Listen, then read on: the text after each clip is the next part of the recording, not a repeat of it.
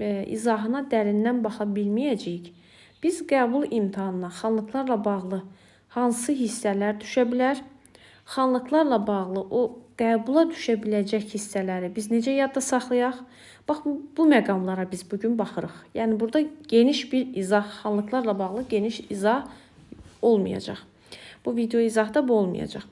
İlk öncə başlayırıq. Xanlıqlar hər il qəbul imtahanına düşməsə də, 2 ildən bir biz qəbula xanlıqlarla bağlı sualın gəldiyini görürük və bu ildə həmin illərdən ola bilər. Sual gələ bilər xanlıqlardan və xanlıqlarla bağlı ən çox indiyə kimi düşübdür. Qarabağdır, Şəkidir, Quba xanlığı və Qarabağ xanlığından ən çox həmin xanlıqlardan sual gəlib. Siz də həmin xanlıqlara çalışın, diqqət yetirin. İlk öncə, Quba xanlığı Azərbaycanı vahid şəkildə birləşdirməyə çalışan Quba xanlığı idi. Şəki xanlığı idi, bunu belə yadda saxlayaq. Urmiya idi, vahid şəkildə birləşdirməyə çalışırdı və Qarabağ idi. Deməli, biz burada 2 dənə Q-nı yadda saxlayırıq, 1 dənə U-nu yadda saxlayırıq, 1 dənə də Ş-nı. Burada oldu, vahid şəkildə birləşdirməyə çalışan Qarabağ idi, vahid şəkildə birləşdirməyə çalışan Quba idi, Urmiya və Şəki xanlığı vahid şəkildə birləşdirməyə çalışırdı. Və həmin xanlıqlarla bağlı bir məqama da, əsas məqamlara gəlin diqqət yetirək. Burada ilk öncə mən başlayacağım Quba xanlığı ilə Urmiya xanlığından. Biz bilirik ki, Qubada da Fətəli xan var. Fətəli xan Əfşardır oradakı. Qubadakını da Qubalı Fətəli xan adlandırırıq. Bunların hər birinin oxşar cəhəti nə ola bilər? Hər ikisi də Qarabağa yürüş etmişdi.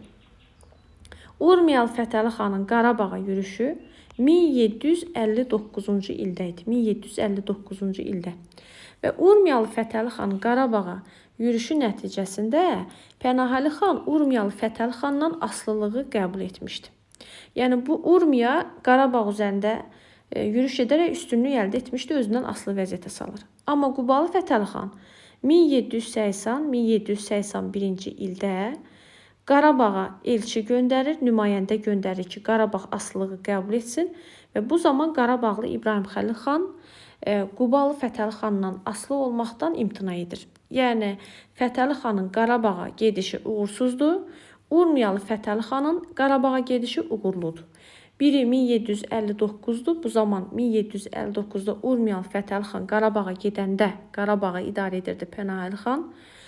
Qubalı Fətəli xan öz elçisini Qarabağa göndərəndə Qarabağı idarə edirdi İbrahim Xəlil xan.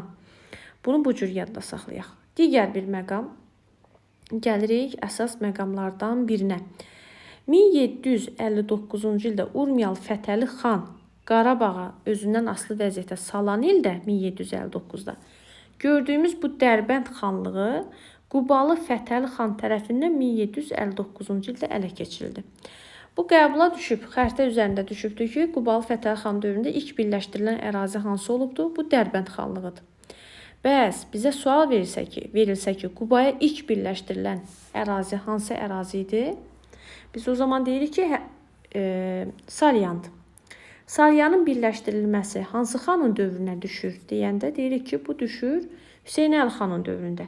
Bunu da necə yadda saxlayın müəllim, mənim üçün çətindir deyirsinizsə, bu zaman belə yadda saxlayırıq. Hüseynin sığısından yadda saxlayın ki, Qubaya ilk birləşdirilən Salyan olubdur 1757-ci ildə. 1757-ci ildə, unutmayaq ki, 1757-ci ildə bizim üçün vacib olan bir dənə də məqam var. Bu məqam baş verəcəkdir Qarabağda. Qarabağda baş verəcəkdir. İndi bir dəqiqə mən bunu qələmi... 1757 Qarabağda baş verəcək. Gəlin bura Qarabağı qeyd edək. Qarabağda Pənahəli xan 1757-ci ildə baş verən Xatın Arxı döyüşündə qalib gəldi. Məhəmməd Həsən xan Qacara qalib gəlməyi bacardı 1757-də. Bəli, Pənahəli xanla bağlı Azərbaycan vahid şəkildə birləşdirilən Pənahəli xanla bağlı qəbula sual düşə bilərmi? Bəli, qəbula sual düşə bilər. Pənahəli xanın dövründə Pənahəli xanın qalib gəldiyi 2 dənə döyüşü unutma. Birincisi 1748-ci ildədir. İkinci qalib gəldiyi döyüş 1757-ci ildə Xatın Arxı döyüşündədir. 1748-ci il döyüşündə Pənahəli xan Hacı Çələbiyə qalib gəlir. Yəni Şəki xanı Hacı Çələbi 1748-ci ildə Bayat savaşında Pənahəli xanla vuruşur, məğlub olub geri qayıdır. 1757-ci ildə Pənahəli xan Məhəmməd Həsən xan Qacara qalib gəlib öz ərazisinin bütövlüyünü qoruyub saxlaya bilmişdi. Yaxşı, bəs Pənahəli xanın məğlub olduğu hər hansı bir döyüş varmı? Deyirik ki, var. Döyüş deyəndə Urmiyalı Fətəli xana 1759-da məğlub olub. Yəni Xatın arxından 2 il sonra Pənahəli xan məğlub olur. Pənahəli xanın dövrü ilə bağlı bizdən soruşulacaq digər məqam ola bilər Qarabağ xanlığı ərazisində tikilən qalalar. Pənahəli xanın dövründə Qarabağ ərazisində 3 dənə qalanın tikilməsi haqqında biz məlumat əldə edirik. Hansı ki, birincisi 1748-ci ildə Bayat qalasıdır. 1751-ci ildə Şahbulaq qalası və 1756-57-ci illərdən 57-ci il deyək, Pənahabad qalasının tikilməsidir. Baxın, bu məqamları yadda saxlayırıq. Deməli, burada B, Ş, P. Deməli, Bayat, Şahbulaq və Pənahabad. Bu qalaları yaddan çıxartmayaq. Gələk indi digər bir məqama. Biz xanlıqlarla bağlı başqa nələri yadda saxlamalıyıq? Gəlin bir dənə təkrar bir də gedək. Dedik, Azərbaycan vahid şəkildə birləşdirən hansı oldu? Quba, Şəki, Qarabağ və vahid şəkildə birləşdirməyə çalışan bir dansı idi, Urmiya xanlığı idi. Urmiya xanlığı neçənci ildə Qarabağı özündən asılı vəziyyətə salır? 1759-da. Həmin vaxtı Qubalı Fətəli xan bəs haranı özündən asılı vəziyyətə salır? Dərbəndə. Dərbənd Qubalın dövründə ilk asılı hala salınan xanlıq idi. Bəs Quba xanlığına ilk birləşdirilən xanlıq hansı idi? Salyan, bu da Hüseyn Əli xan dövrünə yadda saxlayırıq. Hüseynin sığsından unutmuruq bunu. Yadda saxlamağa çalışırıq. Əla. Ardınca Qubalı Fətəli xanın hakimiyyəti dövründə Azərbaycana birləşdirilən xanlıqlar hansılardır? Gəlin ardınca. Deməli, Dərbənd. Dərbənddən sonra 1767-ci ildə Bakını nikah diplomatiyası ilə özünə birləşdirdi. Nikah diplomatiyası ilə.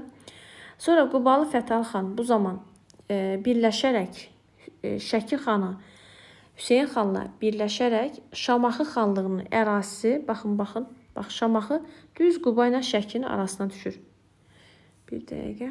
Deməli, bu Şamaxı xanlığı Şəki ilə Qubanın arasına düşür. Yaxud da Şəki ilə Qubanın qonşusudur. Burada Şəkidə Hüseyn xan idi, Qubada da Qubalı Fətəli idi. Bunlar ikisi birləşdilər. Şamaxını 1767-ci ildə 2 hissəyə böldülər. Bu Şamaxının bir hissəsi verildi Şəkiyə, bir hissəsi də verildi Qubaya. 1768-ci ildə isə Quba xanı Fətəli xan tamamilə Şamaxını Qubaya birləşdirdi. 1769-da da Hüseyn xanla Şəki xanı Hüseyn xanla müqavilə bağladı ki, Şamaxıya olan iddialarından əl çəksin və Şamaxıya hücum etməsin və lazım gəldikdə Quba Şəkiyə hərbi yardım etməyə hazır olduğunu deyirdi həmin müqavilədə. Baxın, bu məqama diqqət yetirək. Və bir də Şəki xanında Məhəmməd Həsən xan var ki, Məhəmməd Həsən xan qanunnamə qəbul edən hökmdardır. Deyə bilərsiniz ki, biz necə yadda saxlayaq bu qanunnamələr məsələsi? İndi onun da asan izahını mən sizinlə bölüşəcəm. Bu necədir? Xanlıqları necə yadda saxlayaq? İlk öncə mən buraları silim. Əla. Necə yadda saxlayaq? Baxın, qanunnamə qəbul edən, buraya yazıram Məhəmməd. Mərzban ibn Məhəmməd. Məhəmməd 10-cu əsrdə, Mərzban ibn Məhəmməd 10-cu əsrdə qanunnamə qəbul edib. Uzun Həsən 15-ci əsrdə qanunnamə qəbul edib. 15-ci əsrdə. Sonra bu Məhəmmədlə Həsəni birləşdiririk. Eləyirik Məhəmməd Həsən xan. Bu da oldu Şəki xanı. Bu da qanunnaməni qəbul edib 18-ci əsrdə. Oldu mu? Deməli, Məhəmməd Ayranda Məhəmməd, Mərzban ibn Məhəmməd 10-cu əsrdə qanunnamə qəbul edib. Uzun Həsən 15-ci əsrdə. Hər ikisini birləşdirir. Məhəmməd Həsən də 18-ci əsrdə qanunnamə qəbul edən hökmdar idi. Belə. İndi davam edək. Azərbaycan tarixində bu hissəyə ilə baxdıqsa, indi biz nəyə diqqət yetirək? Biz diqqət yetirək Hacı Çələbinin dövrünə. Hacı Çələbi ilə baxaq Urmiyalı Fətəli xana. Urmiyalı Fətəli xan. Hər ikisinin oxşar cəhəti nə olur? Hər ikisinə qarşı ittifaq yaradılıbdır.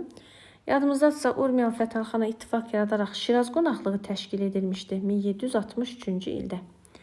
Hacı Çələbiyə də ittifaq qurularaq Hacı Çələbiyə qarşı da 1752-ci ildə Qızılqaya xəyanəti baş vermişdi. Deməli bu Hacı Çələbinin, Çələbi yazım daha doğrusu, Hacı Çələbinin qarşı yaradılan ittifaq hazırlanıb 2-ci İrakli tərəfindən. 2-ci İrakli. Urmiya Fətəli xana qarşı hazırlanan bu ittifaq, qurulan bu ittifaq Kərimxan Zəndin başçılığı ilə yaradılmışdı.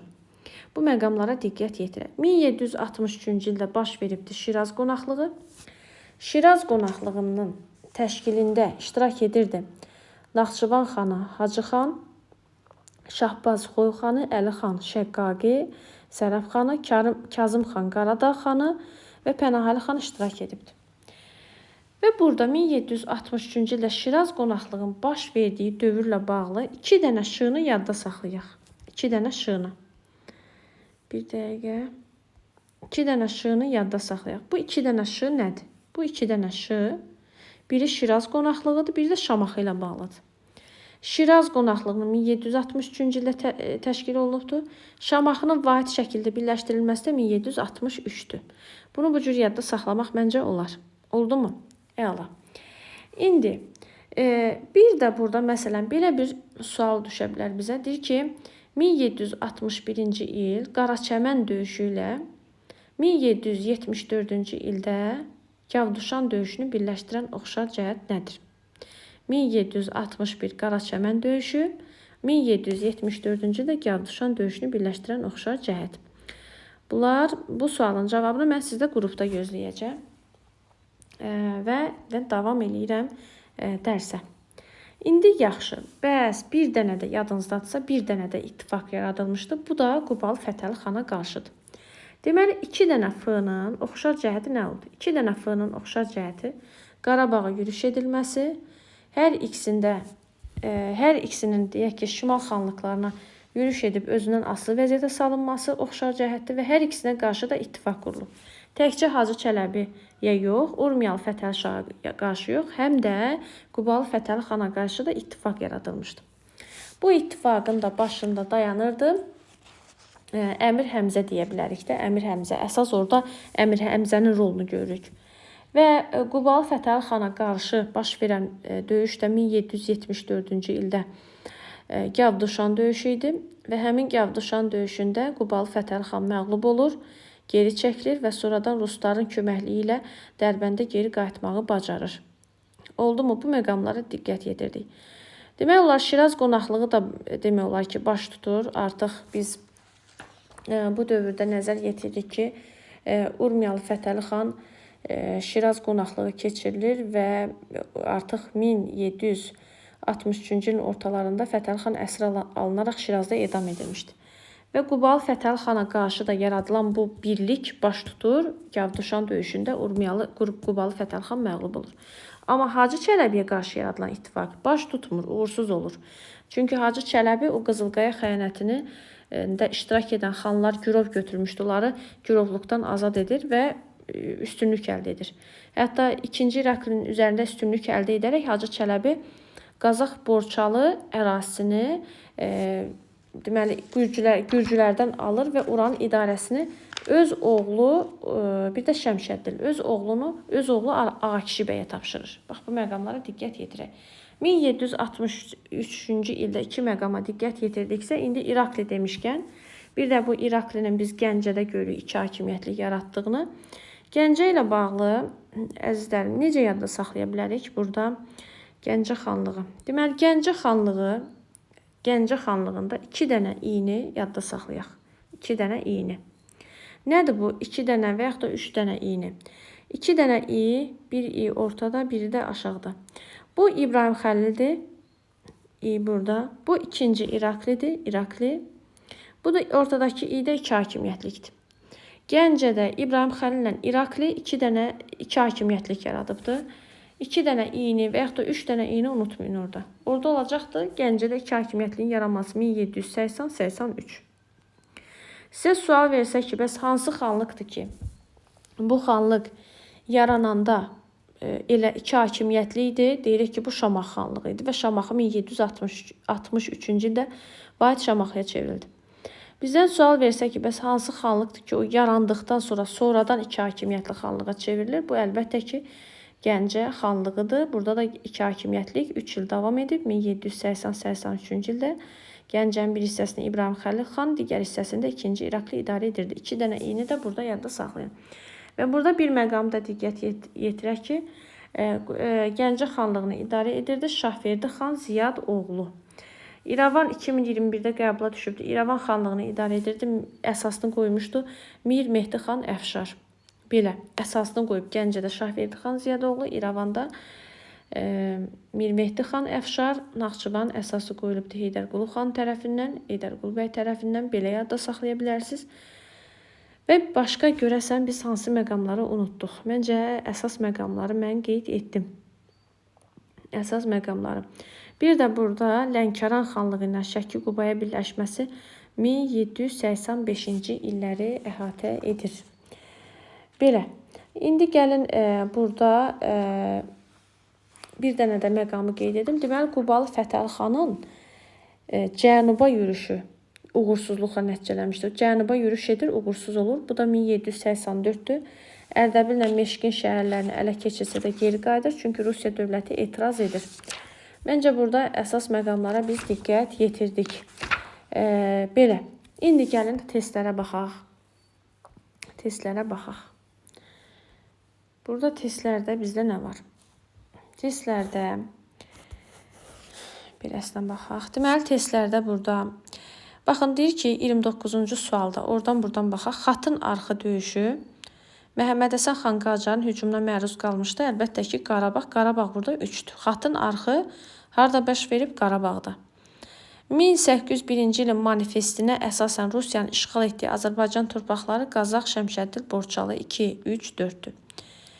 Bayat savaşında Şəkini məğlub edən kim oldu? Yenə də Pənahəli xan olacaq. Xəritə üzərində işləyin mütləq şəkildə xanlıqları. 1732-ci sualda deyir ki, 1759-da Dərbənd xanlığını özünə birləşdirən kim idi? Əlbəttə Quba idi. Quba 2-dədir. Deyir ki, 33-də Azərbaycan torpaqlarını birləşdirməyə çalışan Cənubi Azərbaycan xanlığı bayaq dedik hansı xanlığı idi? Əlbəttə Urmiyadır. Urmiya olacaqdı 4-də. Digər Azərbaycan torpaqlarını birləşdirməyə çalışan şimal xanlıqları hansılar idi? Qarabağ, Şəki, bir də Quba. Q, Ş. Bax, burada bunu yadda saxlamayın və yaxud da quşla da yadda saxlaya bilərsiniz. Q, Qarabağ, Quba, Urmiya, Şəki. Belə. Ardınca davam eləyək. Növbəti suala baxaq. Növbəti oradan buradan sual. Dərbəndi bildik. Xaçın məlikliklər harada yerləşir?